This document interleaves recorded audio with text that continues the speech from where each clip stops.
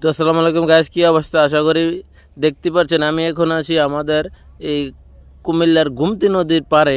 এই দেখেন গোমতী নদীর ভিতরে অনেক প্রচুর পরিমাণ পানি, অনেক ঢল এবং অনেক জোয়ারা পানি।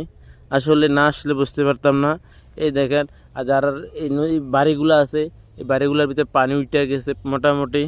আর এগুলো আমি আছি এখন পীরযাত্রাপুর গোবিন্দপুর বাজারের পাশে। তো দেখতে পাচ্ছেন গ্যাস কি অবস্থা দেখেন নদীর, আমাদের গোমতী নদীর অবস্থা দেখেন ভয়াবহ। পানি একদম মানে সাগরের মতন দেখা যাচ্ছে। দেখেন এই সব যে ভারতের জোয়ারা পানি, দেখেন পানিগুলো গোল। আর পানি দেখতেই পাচ্ছেন, মানে এত পানি বাড়ছে গোমতী নদীর, মানে চর চরগুলো ডুবে গেছে।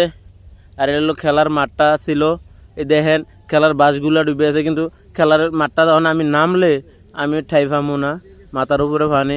বাসটা যেমন এই খেলার যে ইয়াটা খুঁটিটা অনেক উঁচা, 7 ফুট না 8 ফুট, এটা ডুবে আর অল্প একটু রয়েছে। আর পানির পরিমাণটা দেখেন, এই দেখেন পানি গোমতী নদীর ভিতরে অনেক পানি বেড়ে গেছে এই কয়েকদিনে বৃষ্টিতে। আর বিশেষ করে আমাদের যে ভারতের পানিগুলা ছাইরা আমাদের বাংলাদেশের যেই গোমতী নদীর ভিতরে প্রবেশ করছে এই পানিগুলা।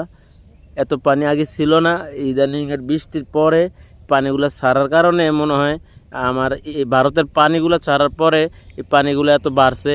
আর এত পানি ছিল না, গাঙ্গে ছিল পানি, আর গাং পুইরা চরগুলো ডুবে গেছে। দেখেন অনেক পানি।